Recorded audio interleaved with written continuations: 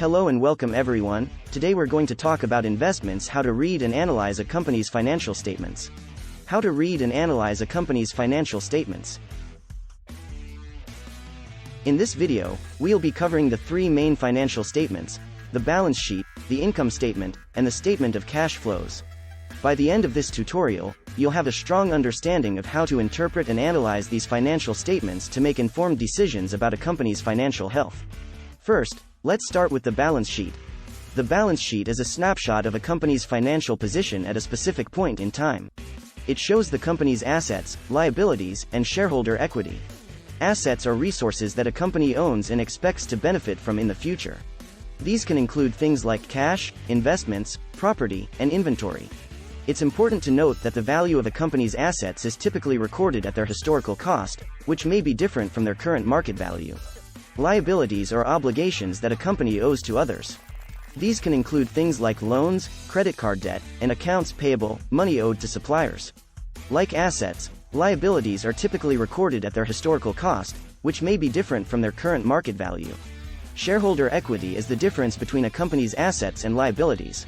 It represents the ownership interest of the company's shareholders. Shareholder equity can include things like common stock, retained earnings, and other equity accounts. The balance sheet is organized into two main sections: assets and liabilities and shareholder equity. The assets are listed in order of liquidity, which means how quickly they can be converted into cash.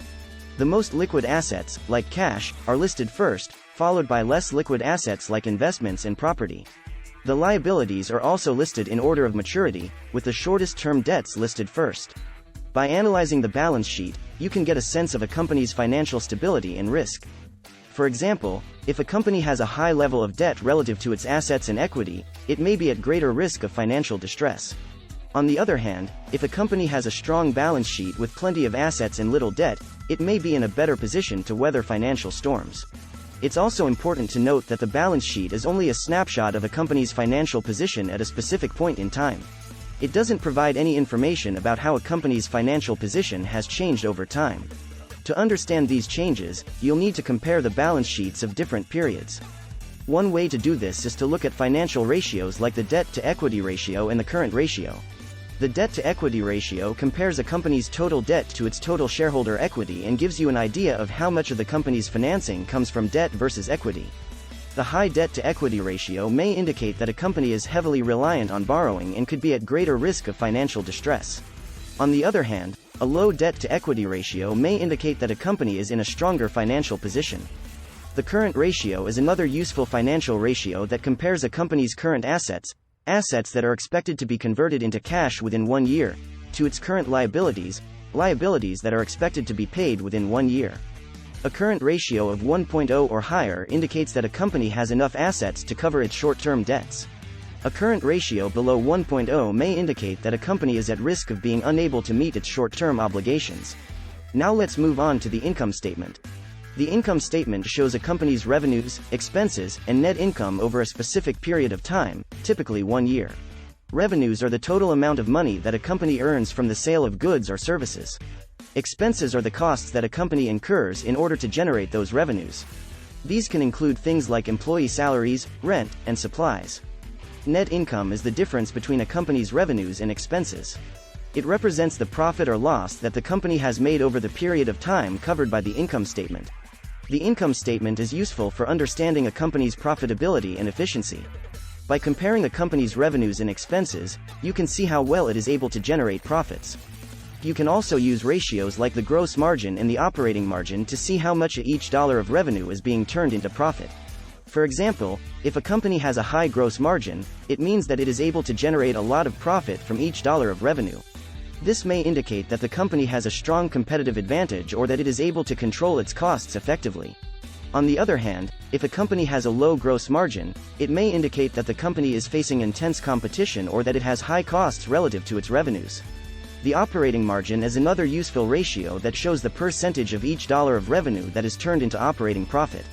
Operating profit is calculated by subtracting a company's operating expenses, such as salaries and rent, from its revenues.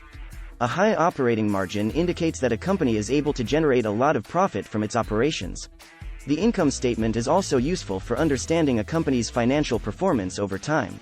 By comparing the income statements of different periods, you can see how a company's revenues and profits are changing. This can help you spot trends and identify potential problems or opportunities. For example, if you notice that a company's revenues are steadily increasing but its profits are declining, it could be a red flag that the company is struggling to control its costs. On the other hand, if you see that a company's revenues and profits are both trending upwards, it could be a sign that the company is growing and performing well. It's also important to note that the income statement only shows a company's profits or losses for a specific period of time. It doesn't provide any information about a company's financial position or its ability to generate cash. To understand these things, you'll need to look at the balance sheet and the statement of cash flows. Finally, let's discuss the statement of cash flows. The statement of cash flows shows the inflows and outflows of cash over a specific period of time. It is divided into three main sections: operating activities, investing activities, and financing activities. Operating activities are the day-to-day transactions that generate and use cash, such as the sale of goods and services and the payment of expenses. Investing activities are transactions that involve the acquisition or disposal of long-term assets, such as property, plant, and equipment. Financing activities are transactions that involve the raising or repayment of debt or the issuance or repurchase of equity. The statement of cash flows is useful for understanding a company's ability to generate cash and how it is using that cash. By looking at the net cash flow from operating activities, you can see how well a company is able to generate cash from its day-to-day operations. By looking at the net cash flow from investing and financing activities, you can see how a company is using its cash to invest in the business or pay off debt. For example, if a company has a positive net cash flow from operating activities, it means that it is generating more cash from its operations than it is using. This may indicate that the company is growing and has a strong financial foundation. On the other hand, if a company has a negative net cash flow from operating activities, it may indicate that the company is struggling to generate enough cash to cover its expenses. The statement of cash flows is also useful for understanding a company's liquidity, or its ability to meet its short-term financial obligations. By looking at the net increase in cash and cash equivalents, you can see how much cash the company has on hand to pay bills and other short-term debts. If a company has a negative net increase in cash and cash equivalents, it may indicate that the company is having trouble generating enough cash to meet its short-term needs. In summary, the balance sheet, income statement, and statement of cash flows are important financial statements that provide valuable insights into a company's financial health. By learning how to read and analyze these statements, you can make informed decisions about whether to invest in a company, work for a company, or do business with a company. Thanks for watching.